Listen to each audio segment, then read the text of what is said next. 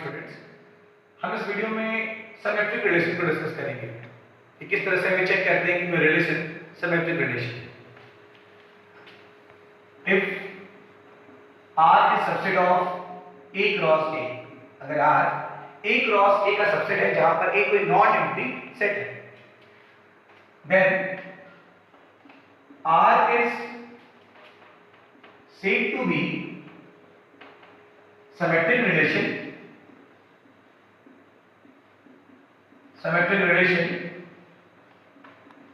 if for all values of x comma y belongs to R, it implies that for all values of y comma x also belongs to R।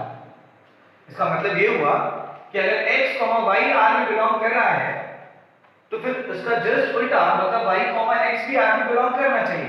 For all का मतलब हमें हर एक element के लिए देखना होगा, ये नहीं कि एक एलिमेंट में ऐसा हो जाए और उसे हम सिमेट्रिक रिलेशन बोल दें, बिल्कुल नहीं। हर एक एलिमेंट का हमें देखना होगा कि हम जो फर्स्ट कंपोनेंट को जब सेकंड कंपोनेंट में भेजते हैं और सेकंड कंपोनेंट को फर्स्ट कंपोनेंट में भेजते हैं वो बिलोंग कर रहा है कि नहीं कर रहा है। हम भी कुछ एग्जांपल से डिस्कस करेंगे। या अगर हम मुझे बहुत शॉर्ट में कहना चाहें तो अगर R इनवर्स के इक्वल हो जाता है तो ऐसे रिलेशन को भी हम सिमेट्रिक रिलेशन कहते हैं। Then R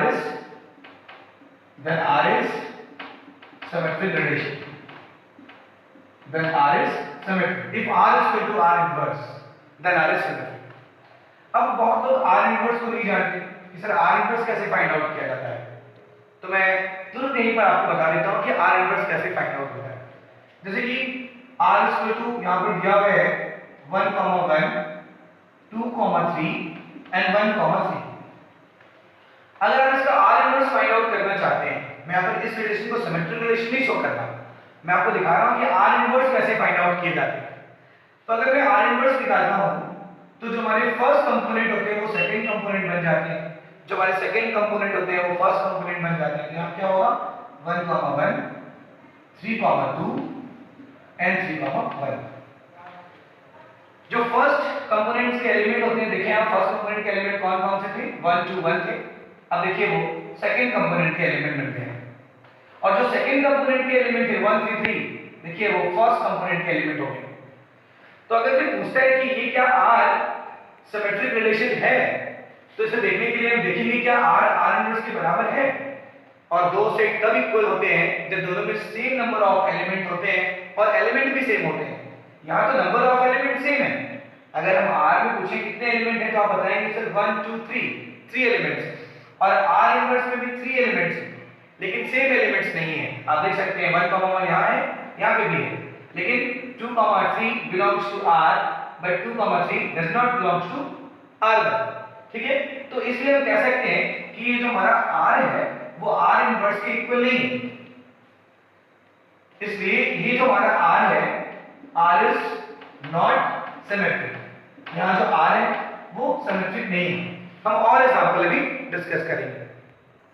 suppose capital A is a set 1, 2, 3। R1 is relation which is subset of A cross A। हम यहां पर कुछ सिमेट्रिक रिलेशन को बताने के कुछ एग्जांपल डिस्कस कर रहे हैं ताकि उनसे आप सीख जाएंगे कि वो एग्जांपल्स हमारे सिमेट्रिक रिलेशन के एग्जांपल है या नहीं। मैंने यहां पर R1 के जो एलिमेंट लिए वो लिए 1, 1, 2, 1, 2। हमें चेक करना है कि रिलेशन जो R1 है क्या ये सिमेट्रिक है। तो हम देखेंगे कि हर एलिमेंट का जस्ट उल्टा उसमें बिलोंग कर रहा है कि नहीं कर रहा है। देख सकते हैं आप 1, 1 बिलोंग कर रहा है, इसका उल्टा क्या होगा 1, 1। 2, 1 का उल्टा क्या होगा 1, 2 बिलोंग कर रहा है। 1, 2 का उल्टा 2, 1 बिलोंग कर रहा है। अगर इसका हम R इनवर्स फाइंड आउट करते हैं तो R इनवर्स क्या आएगा 1, 1 वही रहेगा। 2, 1 जो है वो 1, 2 बन जाएगा, जो 1, 2 है वो 2, 1 हो जाएगा। हम बड़े आराम से देख सकते हैं कि यहाँ जो R1 है वो R1 के इनवर्स के इक्वल है। आप देख सकते हैं दोनों में जो एलिमेंट है ना वो सेम है, सेम नंबर ऑफ एलिमेंट भी है। तो यहाँ बड़े आराम से कह सकते हैं कि R1 इज सिमेट्रिक रिलेशन। हम पूरी तरह से यहाँ पर श्योर है कि जो हमारा R1 है वो एक सिमेट्रिक रिलेशन है। हम कुछ और एग्जांपल अभी डिस्कस करेंगे जैसे कि आप देख सकते हैं, मैंने एग्जांपल R2 लिया, R2 भी जो है वो A क्रॉस A का सबसेट है, R2 is subset of A cross A, हमें लिखना होगा क्योंकि रिलेशन की डेफिनेशन होती है। तो R2 के मैं कुछ एलिमेंट्स दे रहा हूं, 1,1, 2,1, 1,3 एंड 1,2। हमें देखना है क्या R2 सिमेट्रिक रिलेशन है, 1,1 का उल्टा 1,1 इसमें बिलोंग कर रहा है, 2,2 का अपोजिट 1,2 भी बिलोंग कर रहा है, और 1,2 का अपोजिट 2,1 भी बिलोंग कर रहा है। लेकिन एक प्रॉब्लम यहाँ पर हो रही है, 1,3 बिलोंग कर रहा है लेकिन 3,1 बिलोंग नहीं कर रहा है। हमें यह लिखना चाहिए कि 1,3 belongs to R2 but 3,1 does not belong R2. That's why we can say R2 is not symmetric relation. R2 यहाँ पे symmetric relation नहीं है। एक और रास्ता जो होता है, हम इसका इनवर्स अगर फाइंड आउट करते हैं तो यहाँ इसका इनवर्स निकालेंगे तो क्या होगा, 1,1, 2,1 का उल्टा क्या होगा 1,2, 1,3 का उल्टा होगा 3,1 और फिर 1,2 का अपोजिट हो जाएगा 2,1। आप देख सकते हैं यहाँ पर कि जो हमारा R2 और R2 का इनवर्स है दोनों सेम नहीं है। क्यों नहीं है? क्योंकि यहाँ पर 1,3 है और देखो यहाँ पे 3,1 है। 1,1 सेम है, 1,2 भी सेम है, 2,1 और 2,1 भी सेम है, लेकिन ये 1,3 और 3,1 सेम नहीं है क्योंकि दो ऑर्डर्ड पेयर एलिमेंट तभी इक्वल होते हैं अगर दोनों के फर्स्ट कंपोनेंट के इक्वल हो और सेकंड कंपोनेंट के इक्वल हो। लेकिन यहाँ पर ऐसा नहीं है, तो हम कह सकते हैं कि R2 और R2 का इनवर्स आपस में इक्वल नहीं है, इसकी वजह से R2 is not symmetric relation. R2 symmetric relation नहीं।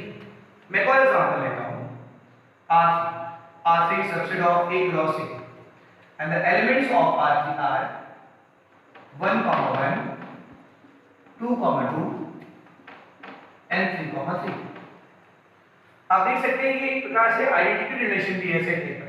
अगर हम सेट A की बात करें और सेट A पर कोई आइडेंटिटी रिलेशन को डिफाइन करें तो यही आएगा, मतलब हमारा जो R3 है वो आइडेंटिटी रिलेशन के ही इक्वल है।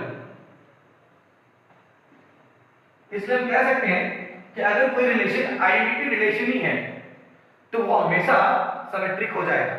इससे हमें एक बहुत इंपॉर्टेंट पॉइंट मिलता है, वो ये मिलता है कि every identity relation is symmetric relation but every symmetric relation is not identity relation. यहां हम ये भी देख सकते हैं कि यहां पे जो R3 की वैल्यू है वो R3 के इनवर्स के इक्वल भी होने वाली है, क्योंकि अगर हम 1,1 को उल्टा करेंगे तो 1,1 होगा, वो बिलोंग कर रहा है, 2,2 का उल्टा 2,2 भी बिलोंग कर रहा है और 3,3 का उल्टा वो भी बिलोंग कर रहा है। इसीलिए R3 इनवर्स के इक्वल है। तो बहुत इंपॉर्टेंट पॉइंट जो मैंने अभी बोला, मैं आपको लिख रहा हूं कि every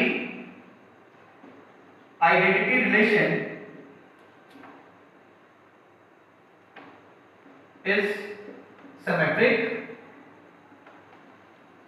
but every symmetric relation is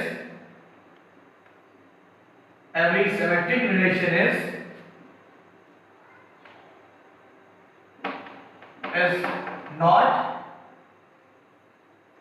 identity। Her identity relation symmetric हो जाता है लेकिन हर सिमेट्रिक रिलेशन आइडेंटिटी रिलेशन नहीं होता। अभी सिमेट्रिक रिलेशन में ही हम कुछ नरेशन बेस्ड क्वेश्चंस को डिस्कस करेंगे। नरेशन बेस्ड क्वेश्चंस में ए का रिलेशन जो बी के साथ होता है, अगर वही रिलेशन बी का भी ए के साथ हो जाए तो ऐसे रिलेशन को हम सिमेट्रिक रिलेशन कहेंगे। एक बार फिर से मैं बता दे रहा हूं, जो रिलेशन ए का बी के साथ है अगर वही रिलेशन बी का ए के साथ भी होता है तो ऐसे रिलेशन को हम सिमेट्रिक रिलेशन कहेंगे। ठीक है, जैसे कि यहाँ पर मैं कुछ नरेशन बेस्ड एग्जांपल ले रहा हूं। ए का रिलेशन बी के साथ ये है कि a minus b belongs to I. a minus b, जो a और b का डिफरेंस है वो एक इंटीजर है, तो क्या होगा अगर हम यहाँ पर माइनस कॉमन ले लें और सिर्फ b माइनस a ले लें तो क्या होगा, ये भी तो एक इंटीजर होगा। अगर वो पॉजिटिव इंटीजर होगा तो ये नेगेटिव होगा, अगर वो नेगेटिव होगा तो ये पॉजिटिव होगा, इंटीजर तो होगा ही। इसलिए वही रिलेशन b का a के साथ भी है, इसलिए हम कह सकते हैं कि ये रिलेशन सिमेट्रिक रिलेशन है। फिर ट्राइंगल 1 का रिलेशन ट्राइंगल 2 के साथ कुछ ऐसा है कि ट्राइंगल 1 ट्राइंगल 2 के सिमिलर है। ट्राइंगल 1 अगर ट्राइंगल 2 के सिमिलर है तो बड़े आराम से हम ये भी तो बोल सकते हैं कि ट्राइंगल 2 ट्राइंगल 1 के सिमिलर होगा। तो मैं यहाँ पे लिख रहा हूँ ट्राइंगल 2 ट्राइंगल 1 के सिमिलर होगा।